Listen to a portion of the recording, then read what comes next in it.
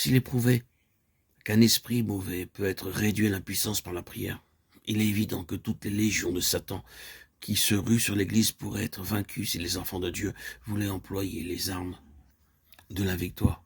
Si tout l'enfer est vaincu par Christ, l'Église doit à son tour vaincre toutes les forces de l'adversaire et s'affranchir de sa domination. Ce qui s'oppose à cette guerre offensive contre l'ennemi, ce n'est pas la pénurie ou l'absence des armes nécessaires, mais la mauvaise volonté de l'Église, sa répugnance à faire face à la vérité. Les croyants sont satisfaits de l'état où ils se trouvent à cause de leur ignorance. Le bien qu'ils possèdent déjà les aveugle sur le bien plus excellent qu'ils n'ont pas encore et sur les besoins immenses de l'Église.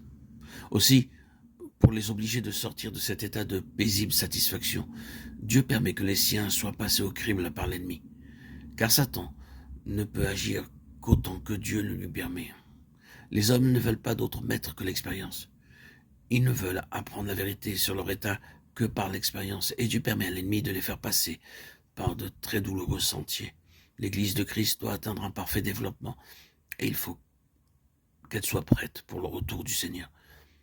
Dieu permet à Satan de faire passer ses membres au creuset de l'épreuve.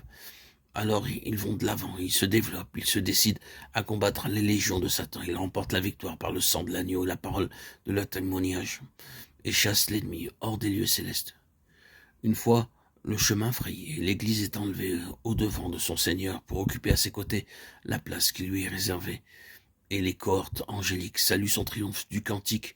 Ils l'ont vaincu par le sang de l'agneau. Les conceptions erronées des choses divines ne sont détruites que par l'expérience. Combien d'enfants de Dieu sont séduits tout en étant convaincus que Dieu les garde? Ils se soumettent aux conditions qui permettent l'action de Dieu sans comprendre comment Dieu agit. Et ils ne réalisent pas davantage qu'ils peuvent remplir sans douter les conditions qui déterminent l'action des mauvais esprits, puisqu'ils ignorent également les lois qui gouvernent l'action satanique. En ce temps de manifestations surnaturelles qui s'imposent à l'attention de l'Église de Christ par les ruines qu'elle accumule, nous voyons des chrétiens s'aventurer en des réunions où de semblables manifestations ont lieu avec la conviction que Dieu les gardera. Or, rien de plus faux. Dieu ne protège pas ses enfants lorsqu'ils ne se trouvent pas dans les conditions qui permettent à sa protection de s'exercer. Examinons à quels sentiments obéissent ceux qui vont à ces réunions. Leur confiance recouvre des idées fausses ou des sentiments blâmables, quoiqu'ils ne s'en doutent pas. Ce peuvent être la présomption, la certitude de pouvoir juger ce qu'ils verront ou entendront, dans l'ignorance où ils sont de leur incapacité totale. Leur confiance est donc basée sur l'ignorance, elle ne saurait venir de Dieu. La curiosité, un esprit de curiosité plus ou moins précis, plus ou moins avoué, le désir de voir ce qui est extraordinaire.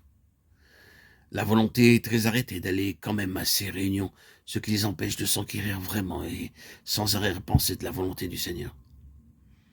Le secret, espoir de recevoir de nouvelles bénédictions, désir légitime sous lequel se dissimulent quelques ferments d'orgueil, par exemple, l'ambition égoïste d'être le premier dans le royaume de Dieu.